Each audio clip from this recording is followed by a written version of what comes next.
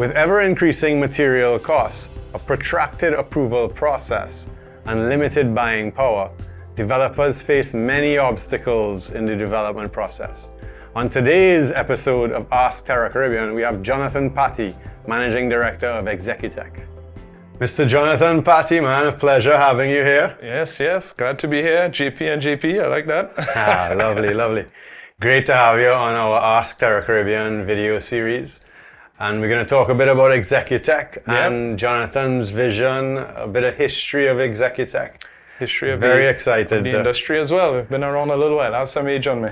Very excited to have this conversation with you. And maybe we can hand over to you and you could start. You have a little age on you. Where did it all start, man? How did you get into this? Actually, my old man, Michael Paty, he started the company back in 1982, recognizing there was a need for project management in the industry. And started, in fact, building the old Neil and Massey car plant out in Arima. One of the early projects when we were starting manufacturing vehicles in the country. I was a little toddler then. And then went away, did a degree in architectural engineering of all things, and then a master's in construction management. Came back here in the early 90s and I've been at the grind here with this project management ever since. So Exeqtech, or Exeqtech as he likes to call it, started the project management scape here, and we've done quite a few residential. I think we've done about maybe 500, 600,000 of residential and a probably equivalent in commercial space over the last 25, 30, 28 years, square feet over the years. I would say the first phase of that would have been in the working in the West Moorings area, where we would have done a lot of the West Moorings expansion from Columbus Circle side after Guardian had purchased the land from the Hadro Swings back in the day. And built out the towers of West Moorings, La Fontaine, La Rivera, Spanish Court. Those were some of the residential pull. And then we would have done a lot of commercial and RGM model. The likes of the BP's building around the Savannah, Atlantic LNG and Keith Street, and many office buildings in and around the Port of Spain area. Fantastic, man. So you guys were integral in the development of West Moorings to start with. A lot of that high-rise residential expat housing that was a big thing back in the day. Correct. It was a big boom in the early 90s when gas was coming on stream with the trains and so on, and there was a need and a push for a lot of that housing. As I'd mentioned to you before we started here, it's come a long way from those days where it was a little more higher end residential that people are looking for, larger units, where it's come a long way now, 20 something years later, where I find that it's a lot more smaller units and more affordable housing. When you could have gotten the rental rates that we used to get back in the day of $3,000, $4,000, $5,000 US for a month, you're not getting that anymore. And I think it's more now about getting housing that is affordable for the general public, for anyone, for middle income, higher income, it doesn't matter. It's more about what is the dollar figure amount that people would need to pay for a mortgage to get some reasonable accommodation. And I found that it's come a long way. It's come a long way from much larger units to much smaller, affordable units now, I find. Absolutely right. Yeah, as the market changes, we're of course reacting to that and guided by the demand, right? And the demand once was for high-end housing for these expats. And we talk a lot about that because we monitor the market very closely through data and our analytics of it, and it has changed so much. And you've been there all along. You've seen it all. You've seen the change in the residential and the change in the commercial side of things. So maybe we talk a little bit about commercial. I mean, when did you guys start building some of those A and B class offices? The first big one, was actually Guardian's offices down in West Moorings. And then we ended up coming up, and that's when RGM started, which is Royal Guardian, and the M was for Mutual, which was Barbados Mutual, which is now Sagicor. And they had purchased the old Queen's Park Hotel. And there's a lot of interesting stories there. I still have a little teacup on the Savannah, man. I still have a little teacup that I've kept from, it says the Queen's Park, the old Queen's Park Hotel from that job. And so sorry to cut you there, but some of that building, some of the original building you managed to keep, right? On the front side facing the savannah. Correct. Not too many people know that. So in the area of the Port Cochere along the savannah, the architect at the time, Stephen Mendez, wanted to try to keep some design components of what was the old Queen's Park Hotel. So the front of the hotel overlooking the savannah with the executive suites where the King and Queen of England had stayed and so on. And there was some wooden fretwork that ran, the entire length of the building up front. So he got an image of it, and that, if you look on the front of that building, the fretwork that goes up is actually made out of concrete, GFRC concrete from Nick Drew's place in Santa Cruz, that matches exactly the fretwork that was on the old hotel. Of the original design. The original hotel. Yeah. Fantastic. Lots of stories coming out of that building, I tell you. Great project, great project. As you know, as evidence, it continues to be standing and well represented. That's BP's main headquarters. Correct. Regionally, right? Correct. Very great building. Yeah, and we've done quite a few other buildings around. As I said, Atlantic LNG, did FCB around the Savannah as well, and most recently, nearly 10 years now, it's the Savannah East, which, happy to say, was the first LEED certified building in the country. I'm happy you mentioned that because we speak a lot about green construction and, of course, being conscious of the environment and our impact on it. And I know that was built in a completely different manner in that it wasn't steel beams, it was poured concrete with rebar. It was concrete. There are a couple requirements of LEED. One of them is you have to have a certain percentage of the building manufactured within a 300-mile radius of the site.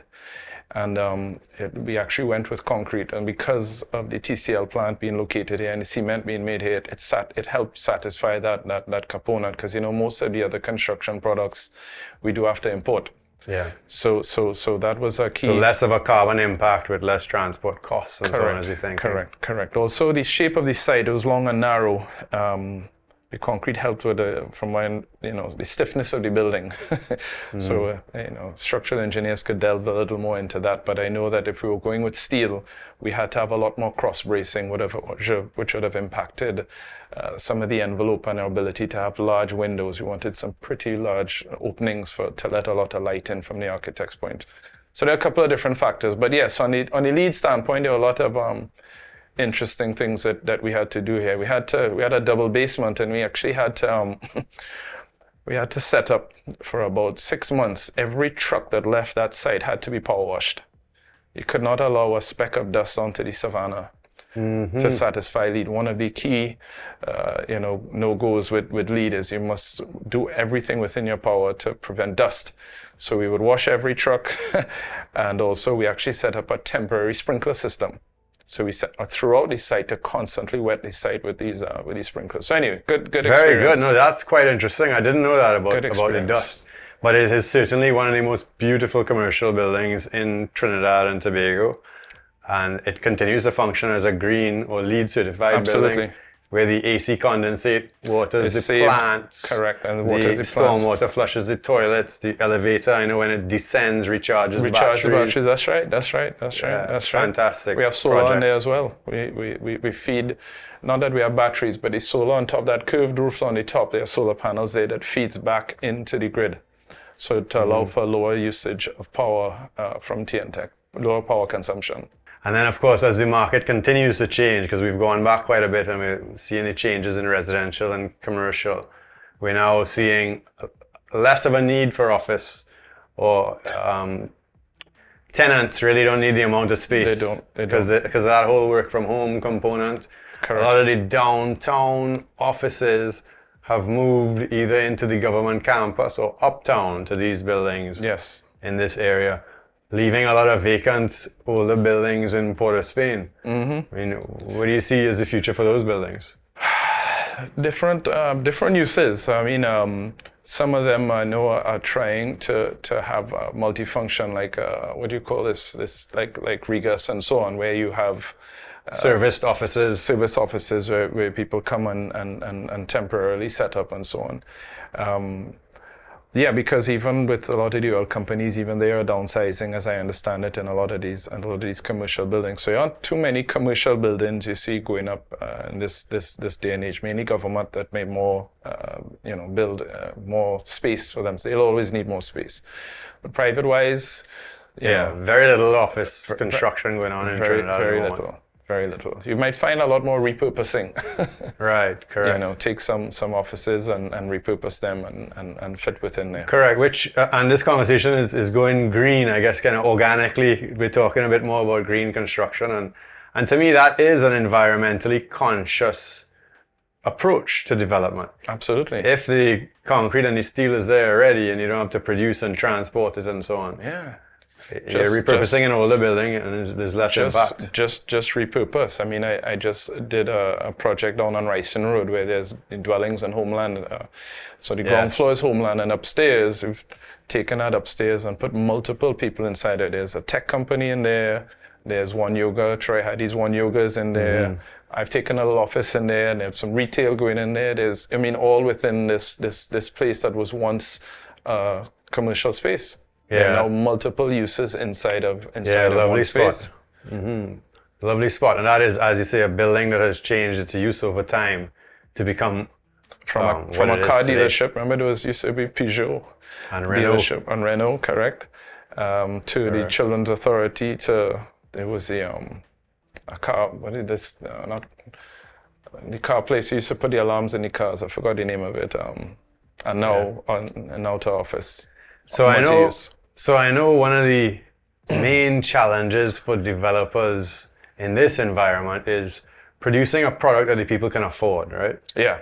So maybe you could talk us through the process, because at the end of the day, Trinis with combined incomes can afford properties, for the most part, south of $2 million, right? The bank has qualified buyers. I would even go lower than that, but yeah. Lower than that in certain parts of the island, yeah, absolutely. Yeah. So then that puts the onus on you, Mr. Developer, to produce something for that price point. And I know there are lots of hurdles along the way.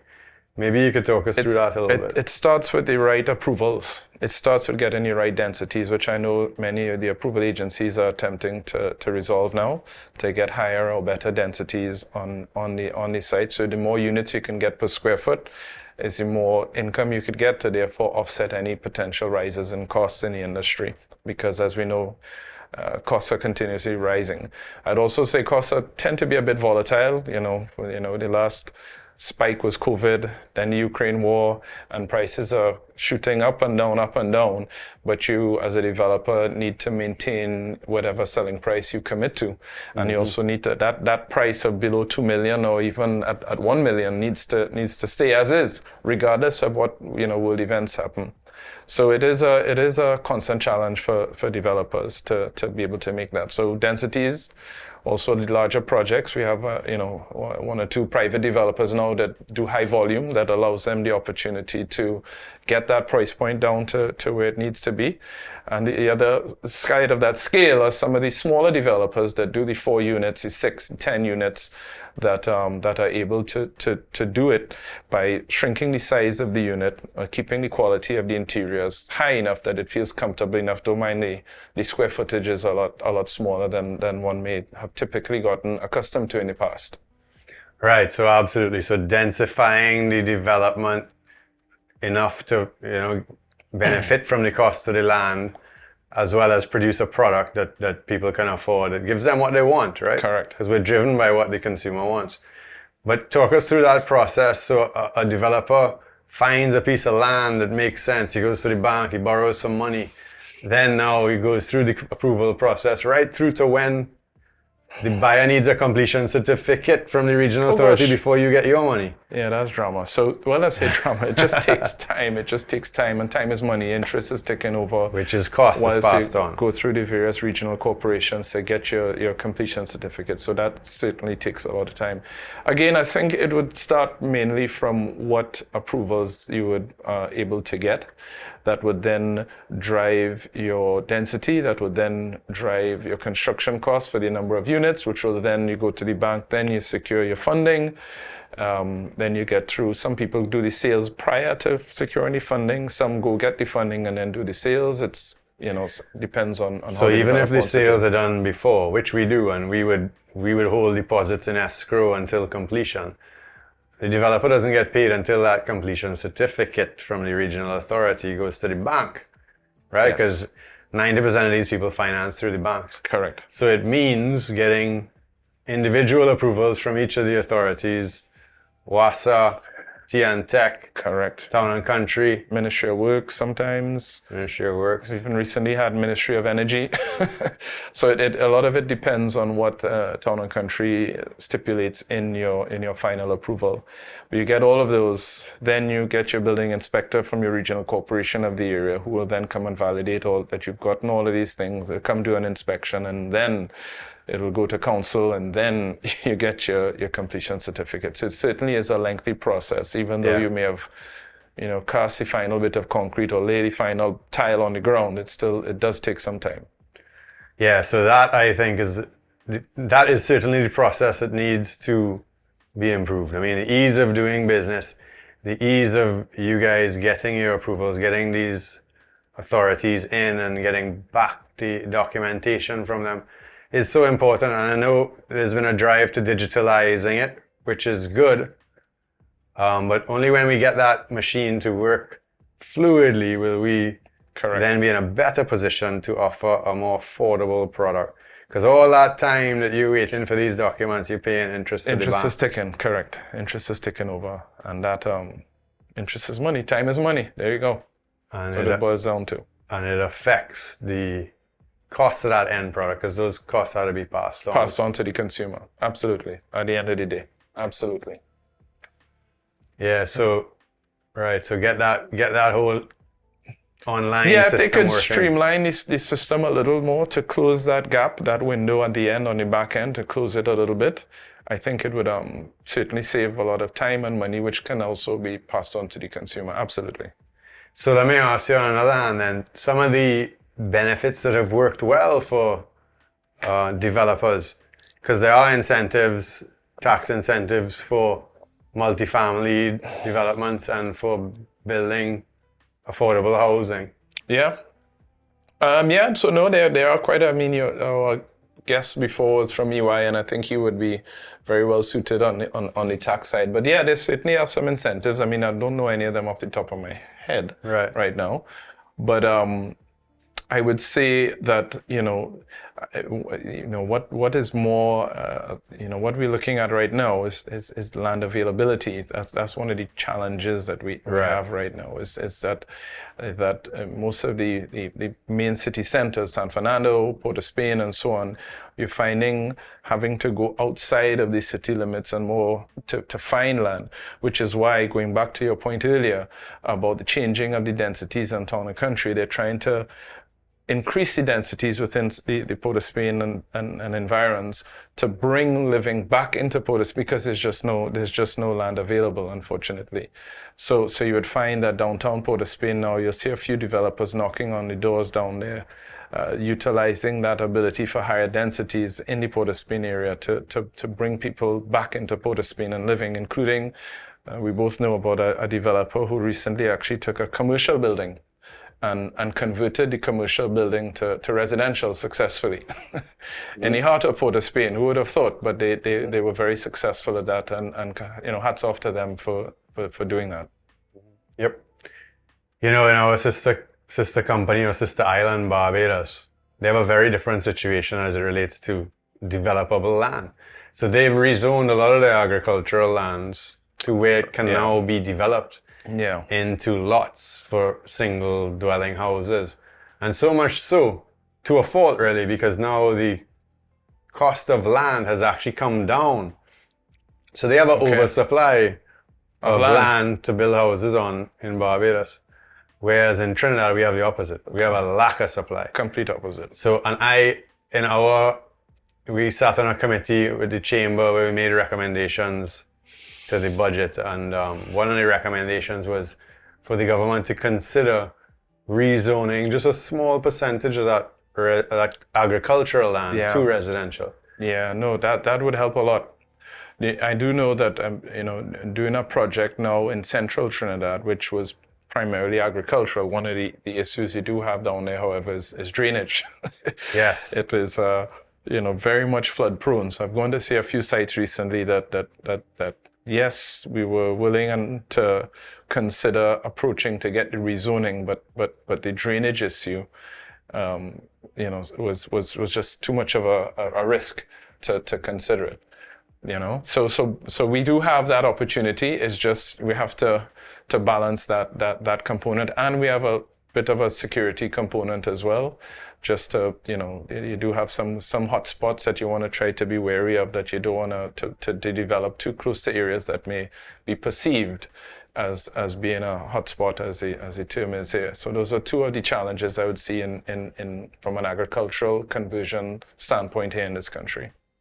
Absolutely, a good point. Yeah, and we do need to produce our food, so we wouldn't want to take the better lands, but there are lands in certain areas where the drainage is good, or can be implemented accordingly, that will open up some housing, so that developers are able to build for the people, because there's certainly a huge demand.